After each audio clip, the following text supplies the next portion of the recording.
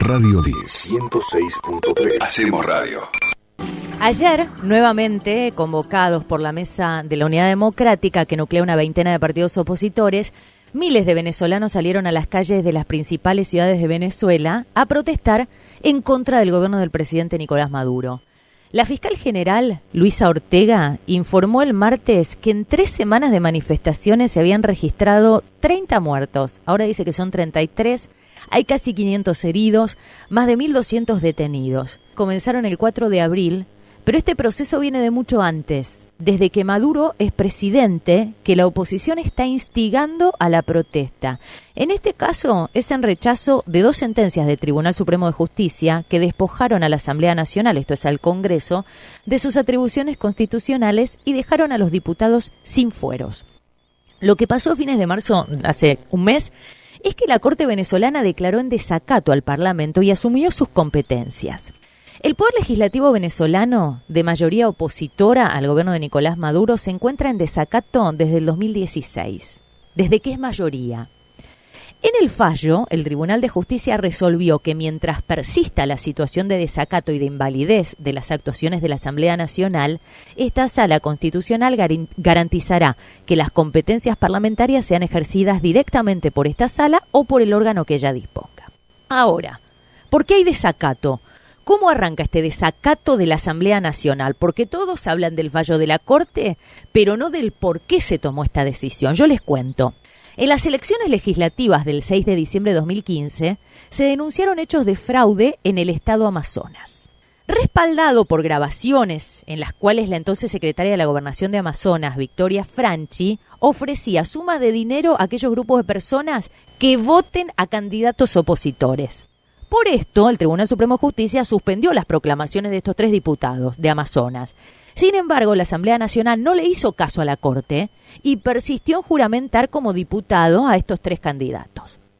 Su juramentación era importante para la oposición, ¿por qué? Porque le daba la posibilidad de tener mayoría absoluta en la Asamblea Nacional, esto es 2/3 partes de los diputados, y le daba facultades y atribuciones, incluyendo la de derogar o reformar leyes orgánicas como la Ley del Trabajo o la Ley de Educación. Entonces, el Tribunal Supremo de Justicia declaró a la Asamblea Nacional en desacato por realizar esta juramentación de manera ilegal y señaló que sus decisiones son nulas mientras continúen en esta situación.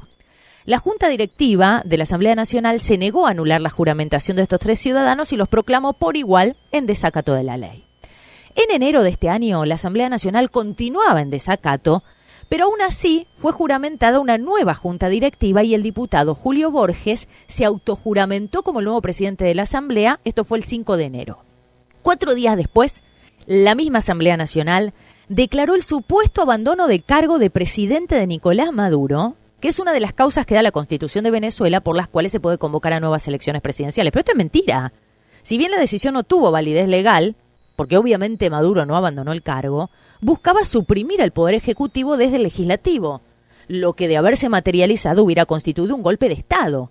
Por esta razón, el Bloque de la Patria, que son los diputados que apoyan a Maduro, introdujo el recurso de nulidad contra este decreto ante el Tribunal Supremo de Justicia. El choque de poderes es constante en Venezuela desde enero del 2016, cuando la coalición opositora Mesa de Unidad Democrática tomó el control del Legislativo. Hacía 17 años que en el Parlamento había hegemonía chavista y se terminó en enero del año pasado. ¿Qué vino haciendo todo el año pasado y este año, digamos, la oposición con mayoría legislativa? Y tratar de destituir a Maduro, que de más está decir fue elegido en elecciones democráticas. Primero, la oposición intentó impulsar un referendo revocatorio contra la presidencia de Maduro, pero el proceso fue suspendido el 20 de octubre por el Poder Electoral por irregularidades. Después de esto, la oposición inicia diálogo político en octubre pasado con el Vaticano y la Unión de Naciones Sudamericanas, UNASUR, pero la Mesa Unidad Democrática, oposición, lo congeló en diciembre. Como esto quedó en la nada, la oposición ha pedido adelantar las elecciones presidenciales, lo cual Maduro rechaza, y es lo que la oposición está intentando una vez más con las huelgas de los últimos días, destituir a Nicolás Maduro. Las protestas callejeras continúan en reclamo de unas elecciones generales anticipadas que el gobierno se niega a dar porque obviamente quiere finalizar su mandato. Mientras tanto, la Asamblea Nacional, parlamento con mayoría opositora, anunció que hoy sesionará en la calle y dio 3 días al defensor del pueblo, a Tarek William Saab, chavista, para que califique como falta grave los fallos del reciente Tribunal Supremo de Justicia, limitando la inmunidad de los diputados y arrogándole la facultad de legislar, con los que la oposición consideró que el gobierno dio un autogolpe de Estado. Esto no es así, porque el tribunal dio marcha atrás con las sentencias. Se conoció un video ahora del hijo de Saab, Gibran Saab, en el que habla en contra de su propio padre. En el video, el joven dice: como ciudadano y estudiante de Derecho, veo con preocupación la ruptura del orden constitucional en Venezuela, causado por la sentencia del Tribunal Supremo de Justicia. Es por ello que a través de esta carta fijo mi posición libremente ante el país como venezolano y como hijo mayor del defensor del pueblo, Tarek William Saab. Papá, en este momento tienes el poder de poner fin a la injusticia que ha hundido al país. Te pido como hijo y en nombre de Venezuela, a la cual tú sirves, que reflexiones y hagas lo que tienes que hacer. Esto es lo que dijo Gibran, su hijo, video que se viralizó en las redes sociales. Venezuela había advertido que iba a abandonar la OEA si se aprobaba el llamado a la reunión de sus colegas. ¿Qué pasó? Bueno, ayer se aprobó. Y esta sería la primera vez en la historia de la OEA, de la Organización de Estados Americanos, que se inicia un procedimiento de retirada por parte de un país. Por lo pronto, Venezuela dijo que de inmediato va a dejar de participar de sus reuniones. El Consejo Permanente de la OEA aprobó convocar a una reunión de cancilleres, a la que no puso fecha ni sede para analizar la situación de Venezuela. Fue aprobado por 19 delegaciones, 10 votos en contra, 4 abstenciones. ¿Quiénes votó a favor? Bueno, ahí está Argentina, Brasil, Colombia, Estados Unidos, México, Paraguay y Uruguay.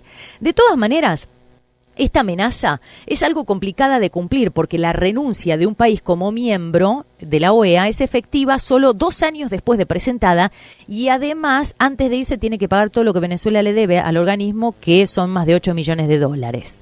La canciller argentina Susana Malcorra ayer en el encuentro del Consejo Permanente de la OEA habló y dijo: tenemos que lograr que las partes en Venezuela vuelvan a encontrar una forma a través de una mediación porque es evidente que el diálogo no ha funcionado.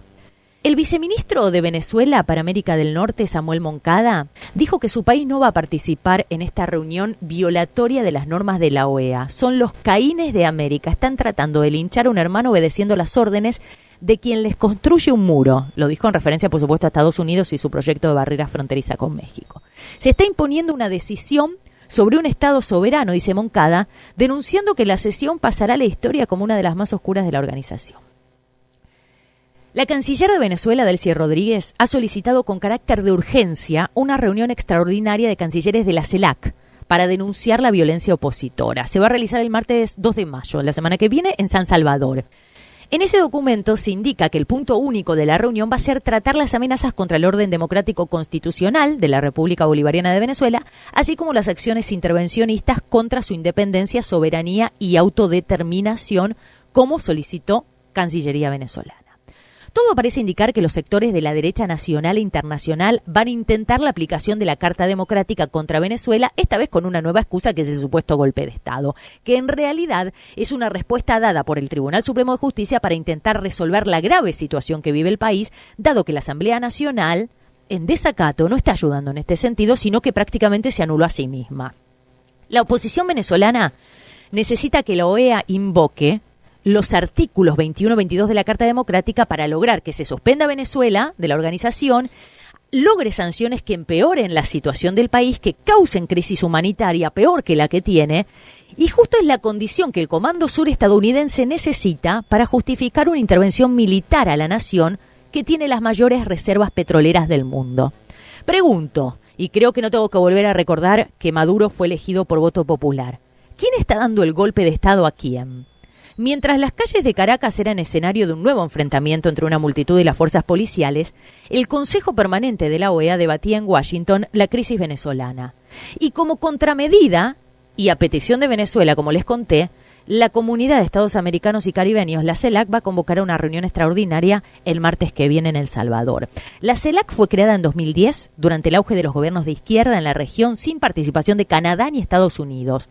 Pero Susana Malcorra lo que replicó ayer en la OEA es que ¿por qué algo de suma gravedad en la CELAC no lo sería en la OEA? Esto no es una intromisión en asuntos internos, es nuestra responsabilidad colectiva, dijo nuestra canciller. La representación de Venezuela había enarbolado nuevamente el argumento de intromisión en los asuntos internos, pese a que la OEA regla con claridad las condiciones en las cuales se debe intervenir, dijo Malcorra para cerrar. Una de las cosas que más lamento es que América Latina en el siglo XXI todavía no llegue a tener democracias sólidas.